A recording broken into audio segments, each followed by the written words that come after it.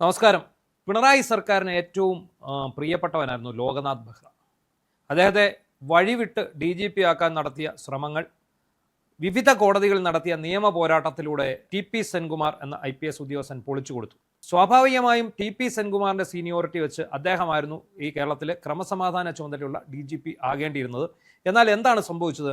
പിണറായി വിജയന് വഴങ്ങാത്ത ആളായതിനാൽ അദ്ദേഹത്തെ പുറത്താക്കിക്കൊണ്ട്, അദ്ദേഹത്തെ മാറ്റിക്കൊണ്ട് പകരം ലോക്നാഥ് ബെഹ്റ എന്ന താരതമ്യേന ജൂനിയറായ ഉദ്യോഗസ്ഥനെ കേരളത്തിൻ്റെ ക്രമസമാധാന ചുമതലയുള്ള DGP ആക്കി നിയോഗിച്ചു. പക്ഷേ നമുക്കറിയാം, സെൻകുമാർ ഒട്ടും വിട്ടുകൊടുത്തില്ല. അദ്ദേഹം ട്രിബ്യൂണലിലും സുപ്രീം കോടതിയിലും ഒക്കെ ആയിട്ട് പൊരുതി ആ സ്ഥാനത്തേക്ക് തിരികെ എത്തി. അത് പിണറായി വിജയന് ഏറ്റവും വലിയ തിരിച്ചടിയായി.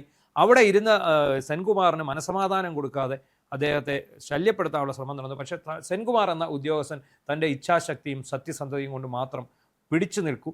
വിരമിച്ച ശേഷം അദ്ദേഹം മറ്റൊരു തലത്തിലേക്ക് മാറിയെങ്കിൽ പോലും സർവീസിലിരിക്കുന്ന സമയത്ത് കൃത്യമായ രീതിയിൽ ചുമതലകൾ നിർവഹിച്ചു പോകുന്ന ഒരു ഉദ്യോഗസ്ഥൻ തന്നെയാണ്. എന്നാൽ അതിനുശേഷം ഇത് പിണറായി വിജയൻ ഇച്ഛിച്ചതുപോലെ തന്നെ ലോക്നാഥ് ബെഹ്റ കേരളത്തിൻ്റെ DGP ആകുന്നു.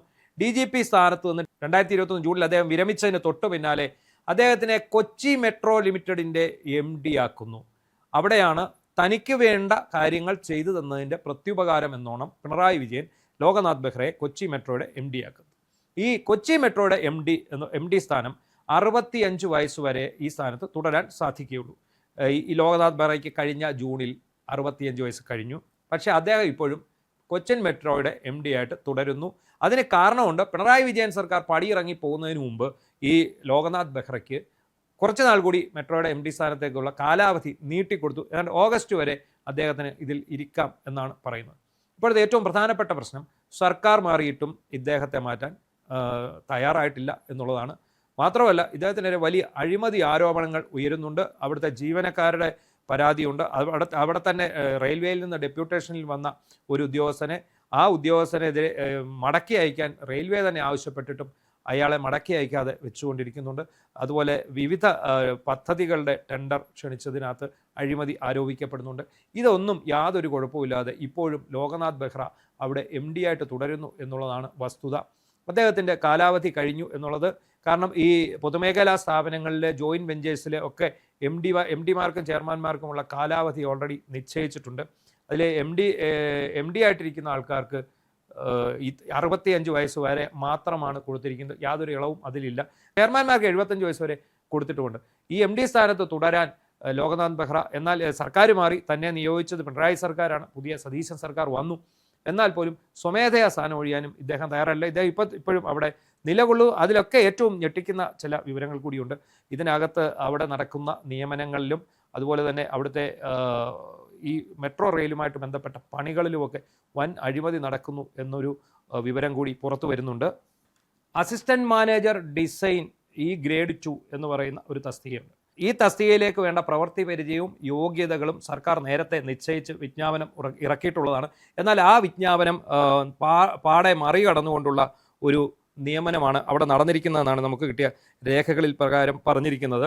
അതായത് അംഗീകൃത സ്ഥാപനത്തിൽ നിന്നുള്ള full time BE or BTech civil engineering ബിരുദവും 5 വർഷത്തെ പ്രവൃത്തി പരിചയവും, അതിൽ 3 വർഷമെങ്കിലും മെട്രോ റെയിൽ അല്ലെങ്കിൽ പ്രധാന പീസ് ട്രസ്റ്റ് പാലങ്ങളുടെ ഡിസൈനിങ്ങിലും ആയിരിക്കണം എന്നുണ്ട്. അങ്ങനെ ഇരിക്കെ IRS, IRC, IS, യൂറോ കോഡുകൾ എന്നിവയിലുള്ള പരിചയവും നിർബന്ധമാണ്. എന്നാൽ ഡിസൈൻ പ്ലാനിംഗ് വിഭാഗത്തിലുള്ള ഉദ്യോഗസ്ഥർക്ക് ഈ യോഗ്യതകളില്ല. 1000-ലധികം യാത്രക്കാരുമായിട്ട് പോകുന്ന മെട്രോയുടെ സുരക്ഷയെയും നിർമ്മാണ നിലവാരത്തെയും ബാധിക്കുന്നതാണ് ഈ വീഴ്ച എന്നുള്ളതാണ് ചൂണ്ടിക്കാണിക്കപ്പെടുന്നത്.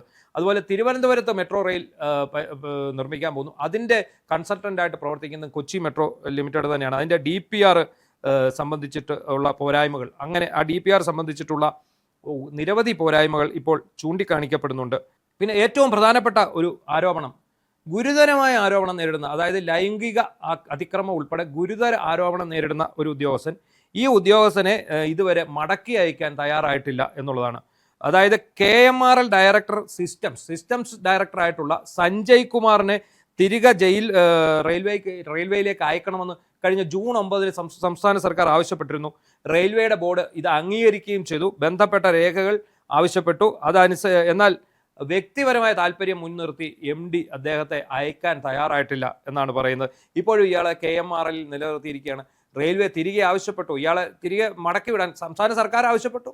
റെയിൽവേയും അതിന് അനുവദിച്ചു, എന്നിട്ടും അദ്ദേഹം ചെയ്തിട്ടില്ല. അതുപോലെ ഈ പറയുന്ന ലോകനാഥ് ബെഹ്റ, അദ്ദേഹം ചട്ടം ലംഘിച്ച് ഇതേ സ്ഥാനത്ത് തുടരുന്നു. അവിടെ നടക്കുന്ന പണികളിൽ അഴിമതി ആരോപിക്കപ്പെടുന്നു. ഇത്രയൊക്കെ ആയിട്ടും ഇപ്പോഴുള്ള നിലവിലുള്ള UDF സർക്കാർ എന്തുകൊണ്ട് ലോകനാഥ് ബെഹ്റയെ ഒഴിവാക്കുന്നില്ല എന്ന ആരോപണമാണ് ഉയരുന്നത്. ലോകനാഥ് ബെഹ്റ ആർക്കാണ് പ്രിയപ്പെട്ടവൻ എന്നുള്ള ചോദ്യമാണ് ഉയരുന്നത്. ആലോചിക്കണം, 65 വയസ്സ് കഴിഞ്ഞ ഒരാൾ ഒരിക്കലും ഇരിക്കാൻ അർഹതയില്ലാത്ത ഒരു സ്ഥാനത്താണ് ഇപ്പോൾ ലോകനാഥ് ബെഹ്റ ഇരിക്കുന്നത്.